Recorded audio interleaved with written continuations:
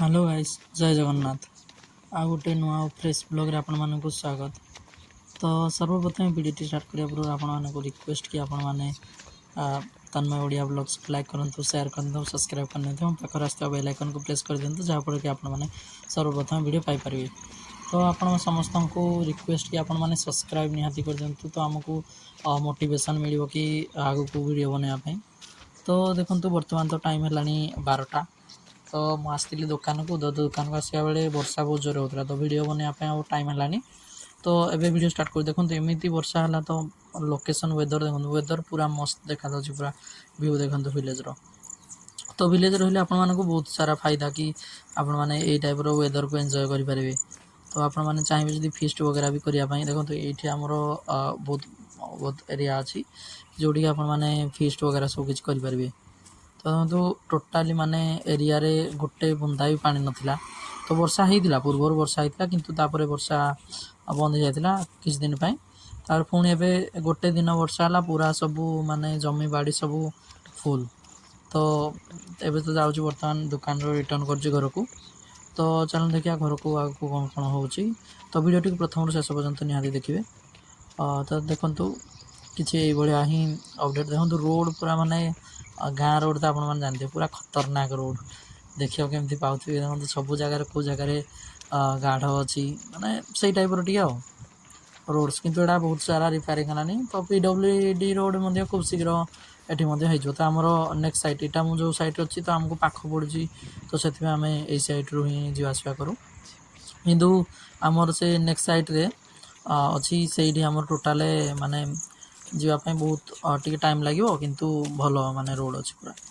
ତ ଦେଖନ୍ତୁ ଏଇ ବନ୍ଧରେ ଟୋପେଇ ପାଣି ନଥିଲା, ମାନେ ଥିଲା ଜଷ୍ଟ କମ୍ ଥିଲା। ତ ଏବେ କିନ୍ତୁ ପୁରା ଫୁଲ୍ ପାଣି ହେଇଯାଇଛି। ତ ଚାଲନ୍ତୁ ଦେଖିବା ଆଗକୁ।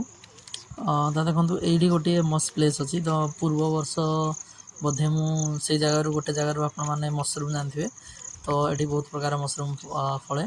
ତ ଦେଖନ୍ତୁ ଏଇଠି ଗୋଟିଏ ଜାଗା ଅଛି ଯେଉଁଠି ସ୍ପେସିଆଲି ମସରୁମ୍ ପାଇଁ ଫେମସ୍, କିନ୍ତୁ ଏଥର ଟୋଟାଲି ମସରୁମ୍ ହିଁ ଏଠି ହେଇନି। ତ ଦେଖନ୍ତୁ ମୁଁ ସେ ଜାଗାଟାକୁ ଆପଣମାନଙ୍କୁ ଦେଖାଇ ଦେଉଛି।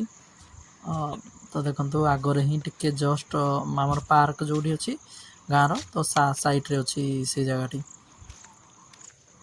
ତ ଦେଖନ୍ତୁ ଏଇଠି ଦେଖନ୍ତୁ ସେଇ ଜାଗାଟି, ଏଇ ମାନେ ଏରିଆରେ ମୋତେ ଡର ଲାଗେ ଏଇ ଏରିଆରେ, କାରଣ ସାପ ଫାପ ବହୁତ ଜିନିଷ ଅଛନ୍ତି ଏଇଠି। ବହୁତ ବଡ଼ ବଡ଼ ସାପ ମଧ୍ୟ ଯିବା ଆସିବା କରନ୍ତି, ତ ଏଇ ରୋଡ଼ରେ କ୍ରସ୍ କରନ୍ତି। ତ ଦେଖନ୍ତୁ ଏଇଠି ହେଉଛି ଆମର ବହୁତ ସୁନ୍ଦର ବ୍ୟୁଟିଫୁଲ୍ ପାର୍କ। ଏବେ ଜଙ୍ଗଲ ହୋଇଯାଇଛି, କାରଣ ତାର କେୟାରଟେକର୍ କରିବା ପାଇଁ ବହୁତ ଲୋକ ହିଁ ନାହିଁ। ତ ଏବେ ଦେଖନ୍ତୁ ଆମ ଏରିଆ ଯେତେ ବି ପାର୍କ ଅଛି ସବୁ ଗୁଡ଼ାକରେ ମାନେ ସେଇ ସିଚୁଏସନ୍, ଜଙ୍ଗଲ ହେଇଯାଉଛି। କାରଣ ବର୍ଷା ଦିନ ହେଲା ମାତ୍ରେ ହିଁ ବହୁତ ପ୍ରକାର ଗଛ ବୃଛ ସବୁ ଉଠି ଯାଉଛି। ତ ଆପଣମାନେ ନିହାତି କେବେ ବି ଆସୁଛନ୍ତି, ଯଦି ଯେଉଁ ପାର୍କ ବି ଯାଉଛନ୍ତି ତା ବିଷୟରେ ଯଦି ଜାଣିନାହାନ୍ତି, ତାହେଲେ ଟିକେ ଭଲସେ ଦେଖିକି ମାନେ ଯିବେ। ତ ବର୍ଷା ଦିନ ମାନେ ତ ବହୁତ ମାନେ ସରୀସୃପ ଯିବା ଆସିବା କରନ୍ତି। ତ ତାପରେ ଦେଖନ୍ତୁ ଆମର ପାର୍କ ଯେଉଁଠି ଅଛି, ପାର୍କର ଏଣ୍ଟ୍ରି ଗେଟ୍ ଆପଣମାନଙ୍କୁ ଶୋ କରୁଛି। ଦେଖନ୍ତୁ ଏଠି ବହୁତ ସାରା ବ୍ୟୁଟିଫୁଲ୍ ଡ୍ରଇଂ ମଧ୍ୟ ହେଇଥିଲା, କିନ୍ତୁ ଏବେ କଲର୍ ଫେଡ଼୍ ହେଇସାରିଲାଣି, ଯେହେତୁ ପାର୍କ ଆମର 3 ବର୍ଷ ପ୍ଲସ୍ ହେଇଗଲାଣି। ତ ଦେଖନ୍ତୁ ଏଇଟା ହେଉଛି ଆମର ଗେଟ୍, ଏବଂ ତା ଉପରେ ଆପଣମାନଙ୍କର କେୟାରଟେକର୍ ପାଇଁ ଅଛି ମାନେ ପୋଷ୍ଟ, ଯେଉଁଠିକି ଆପଣମାନେ ଚାହିଁଲେ ବସି ବି ପାରିବେ, ମୋବାଇଲ୍ ଚାର୍ଜିଂ ବଗେରା ବି କରିପାରିବେ, ତା ସୁବିଧା ମଧ୍ୟ ଅଛି। ଏବଂ ସେଠି ଆପଣମାନଙ୍କର ଏଠି ବାଥରୁମ୍ ଆଉ ସବୁ ସୁବିଧା ମଧ୍ୟ ଅଛି। ସେଇଠି ଦେଖନ୍ତୁ ଆମର ସ୍କୁଲ୍, ଏବଂ ଦେଖନ୍ତୁ ପୁରା ଏରିଆ କେମିତି ଦେଖାଯାଉଛି, ବହୁତ ପ୍ରକାର ବ୍ୟୁଟିଫୁଲ୍ ମାଉଣ୍ଟେନ୍ ସବୁକିଛି ଆପଣମାନେ ଭିଲେଜ୍ରେ ଆସି ପାଇପାରିବେ। ତ ନିଶ୍ଚୟ ଆସିକି ଆମପଟି ସାଇଟ୍, ଆଠମଲ୍ଲିକ ସାଇଟ୍ ଆପଣମାନେ ନିଶ୍ଚୟ ଏନ୍ଜୟ କରନ୍ତୁ। ଦେଖନ୍ତୁ ପୂର୍ବ ଭିଡ଼ିଓରେ ମାନେ କିଛି ସେକେଣ୍ଡ ପାର୍ଟଟା ଆମର ଯେଉଁଟା ଆମର ରଥଯାତ୍ରା ଥିଲା, ତ ସେଇ ପାର୍ଟଟା ଆମର ଅଛି, ମୁଁ ସେଇଟା ପୋଷ୍ଟ କରିନି।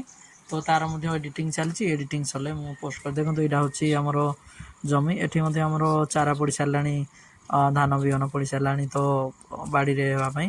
ତ ସେଇଠି ଦେଖନ୍ତୁ ଆମର ଅଛି ଗୋଟେ ଅଛି ପିଜୁଳି ଗଛ, ଆଉ ଦୁଇଟା ଆମର ଆମ୍ବ ଗଛ ଅଛି।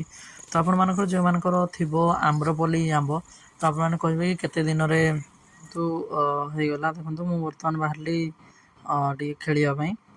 ତ ଏଠି ଖେଳିବା ପାଇଁ ଯାଇଥିଲି, କିନ୍ତୁ ପାଗ ମାନେ ଏତେ ଖରାପ ଯେ ସେଠି ଆଉ ଖେଳି ବି ହେବନି।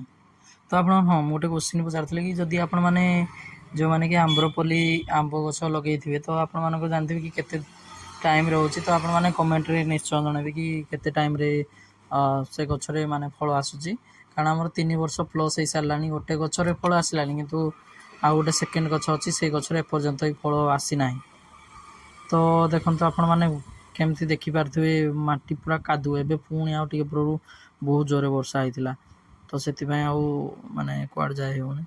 ତ ଦେଖନ୍ତୁ ମୁଁ ବ୍ଲଗ୍ସଟିକୁ ଏଇଠି ଏଣ୍ଡ କରୁଛି। ତ ବର୍ତ୍ତମାନ ବହୁତ କିଛି କାମ ଆସିଲାଣି, ତ ମୁଁ ଯାଉଛି ବର୍ତ୍ତମାନ ଦୋକାନକୁ।